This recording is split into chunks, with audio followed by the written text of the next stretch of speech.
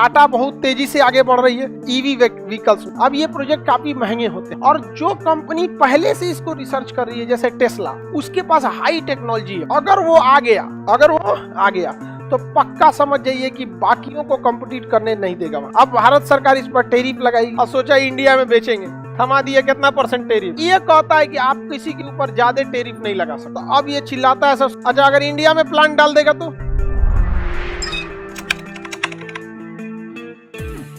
अब समझिए अंतर्राष्ट्रीय व्यापार में 2-3 चीजें काफी ज्यादा गेम चेंजर साबित होती है, जिसमें एक होता है आपका डंपिंग। क्या होता है? डंपिंग। एक होता है टैरिफ,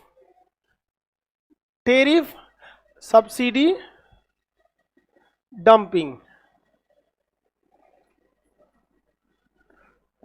देखिए टैरिफ क्या होता है? अगर हमें कोई विदेशी सामान महंगा करना है तो हम उस पर टैक्स लगा देते हैं। जब विदेशी देश के सामान पर टैक्स लगाते हैं तो उसे टैरिफ कहते हैं। क्या कहते हैं? टैरिफ। और हमारे ऊपर लगता है उसे क्या कहते हैं? टैक्स। हालांकि जनरल भाषा में सबको लोग क्या कहते हैं? टैक्स ही कहते हैं कि ओवरऑल बतिया तो बराबर है, लेकिन विदेश वाले लोग को क्या टर्मिनोलॉजी क्या होता है? टैरिफ। ये टैरिफ इसलिए लगाया जाता है कि विदेशी कंपनियां हमारे मार्केट को कैप्चर करके खत्म ना कर सके, इसलिए उसे रोकने के लिए हम लोग क्या लगा देते हैं? टैरिफ, ताकि वो चीजें महंगी हो जाए। टैक्स लगा देंगे तो क्या हो जाएगा? महंगा हो जाएगा। जैसे भारत का अभी के वक्त में ईवी में बहुत कम डेवलपमेंट हुआ है, इलेक्ट्रिक व्हीकल्स में। हालांकि बहुत ज्यादा इसका रिसर्च चल रहा है। इसमें ओला के स्कूटी आए हैं, हालांकि उसमें कुछ आग उग लगने की समस्या है, तो धीरे धीरे इनोवेशन से सही हो जाएगा। समझ में आ गया कि नहीं आ गया? अब जैसे टाटा बहुत तेजी से आगे बढ़ रही है ईवी व्हीकल्स में, इलेक्ट्रिकल व्हीकल्स जो आते हैं चार्ज करके चलते रहिए, उसमें टाटा काफी तेजी से आगे बढ़ रही है। अब ये प्रोजेक्ट काफी महंगे होते हैं, इसमें लिथियम आयन बैटरी लगती है। और जो कंपनी पहले से इसको रिसर्च कर रही है जैसे टेस्ला, उसके पास हाई टेक्नोलॉजी है। अगर वो आ गया तो पक्का समझ जाइए कि बाकियों को कम्पिटिट करने नहीं देगा वहां पर।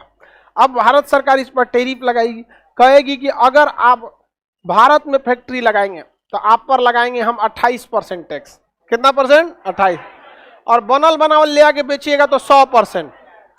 अब बताइए बाहर से बना के लाएगा तो कौन लाएगा? तो टेस्ला ला रहा था, चाइना में फैक्ट्री डाला और सोचा इंडिया में बेचेंगे, थमा दिया कितना % टैरिफ। कितना %? 100%। ठीक किया कि नहीं किया? ले आके बेचा। अच्छा, अगर इंडिया में प्लांट डाल देगा तो 28।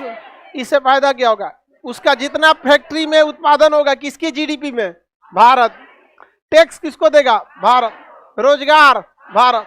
और जिनको रोजगार दिया है, जब उनको नौकरी से निकालेगा तो खोजेगा सर टेस्ला से है, टाटा हमको रखोगे? कहेगा और तोरे खोज रहे थे, आ यहाँ पे बता कैसे कैसे बन रहा था। अगर भारत में बनने लगेगा, धीरे धीरे टेक्नोलॉजी ट्रांसफर ऑटोमेटिक हो जाएगा। आपके घर के मान के चलिए आप ही किसी फैक्ट्री में काम कर रहे हैं, धीरे धीरे आपको आइडिया हो जाएगा कि नहीं हो जाएगा? आइडिया हो ही जाएगा वहां पर। तो इसलिए टैरिफ लगाया जाता है। क्या लगा दिया जाता है? टैरिफ। विदेशी चीजों पर टैरिफ लगाना जरूरी है या नहीं? जरूरी है यहाँ पर। लेकिन अंग्रेज सब जो है सब ना, ये हमेशा याद रखिएगा आपको बर्बाद करने के लिए सोचते हैं सब। जितना ये सब छीलल मुर्गा है सब वेस्टर्न कल्चर वाले, ये केवल अपने ही हैं। वो बस वेस्टर्न वाले की होते हैं। वो एशिया के लोगों को ना बड़े अजीब नजर से देखते हैं। एशिया और अफ्रीका के लोगों को वो जानवर की नजर से देखते हैं। हम लोगों को कभी वो नहीं। इसके लिए उन्होंने एक अपना संगठन बना दिया, WTO, वर्ल्ड ट्रेड ऑर्गेनाइजेशन। ये कहता है कि आप किसी के ऊपर ज्यादा टैरिफ नहीं लगा सकते। अब इनको देखिए, इसमें दबदबा है जितने वेस्टर्न कंट्री हैं। अमेरिका का दबदबा है, ब्रिटेन का है, फ्रांस का है, कनाडा का है। जितने पावरफुल कंट्री हैं उन सब का दबदबा किसमें है? WTO। और इनकी टेक्नोलॉजी भी बहुत आगे है। अब इनको पता है कि अफ्रीका में घुस जाएंगे, इंडिया में घुस जाएंगे तो पूरा मार्केट कैप्चर कर लेंगे, वहां की कंपनियों को उभरने ही नहीं देंगे। समझ में आया कि नहीं आ गया? तो ये कहते हैं कि आप WTO के सदस्य हैं तो आप टैरिफ ज्यादा नहीं ले सकते। टैरिफ ज्यादा नहीं ले सकते।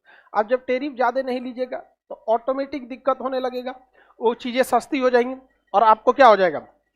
लॉस हो जाएगा वहां पे। तो ये कहता है कि आप ज्यादा टैरिफ नहीं रख सकते हैं। तो इसका भी एक उपाय है, ठीक है, हम तुम्हारे पे 28% टैक्स मारेंगे और इंडिया वाले पे भी 28% मारेंगे। अब ये खुश हो गया, WTO क्या हो गया? खुश हो गया कि बराबर रखें। अब भारत सरकार कह देती है कि हम इंडिया के चीजों पर सब्सिडी देंगे। सब्सिडी का मतलब होता है कि सरकार अपने पास से प्रोत्साहन के रूप में जब कुछ पैसे देती है तो उसे क्या कहते हैं? सब्सिडी। आप बताइए सस्ता हो गया कि नहीं हो गया? तो अब ये चिल्लाता है सब सब्सिडी भी मत दो। देखिए कितना खुलेआम ये चुट्टा है सब। सीधे तुमको क्या दिक्कत है भैया, हम अपने देश का सब्सिडी दे रहे हैं, तो कहता है सब सब्सिडी मत दो वरना व्यापार में दिक्कत हो रहा है।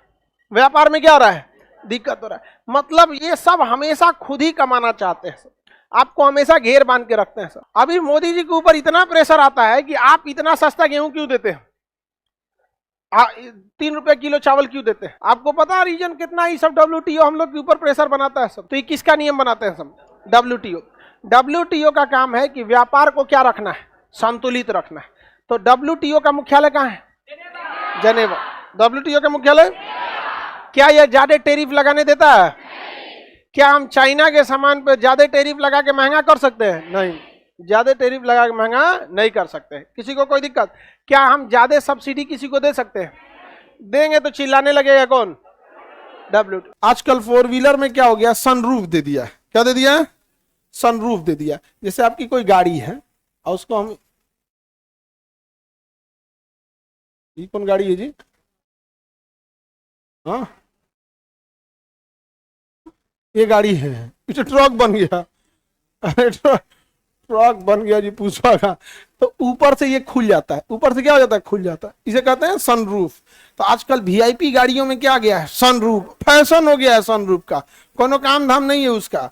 लेकिन जब कोई गाड़ी आदमी नया नया खरीदता है ना तो ढेर उतर ही नहीं लगल रहता है। उसको खोल के देखेगा तो उसमें 2 सिस्टम होता है। अंदर से पर्दा हटा दीजिएगा तो ऊपर का मौसम दिखेगा। जैसे बारिश होने वाला है या बारिश हो रहा है तो ऊपर से क्या हटा दीजिए? पर्दा। बटन दबाइए पर्दा हट जाएगा। तो ऊपर केवल शीशा लगा हुआ है। कितना अच्छा है।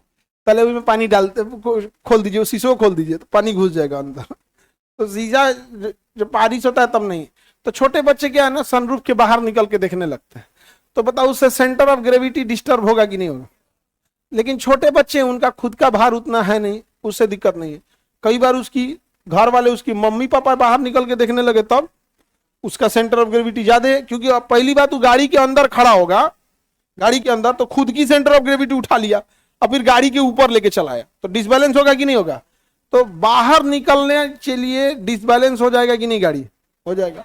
तो नॉर्मल जगह पे चढ़ रहे हैं तो कोई दिक्कत नहीं है। थोड़ा ऊंचाई पे चढ़ रहे हैं, बाहर निकले तो पलट देगा। क्या कर देगा? पलट। तो छोटे बच्चों के लिए सनरूफ किसके लिए है?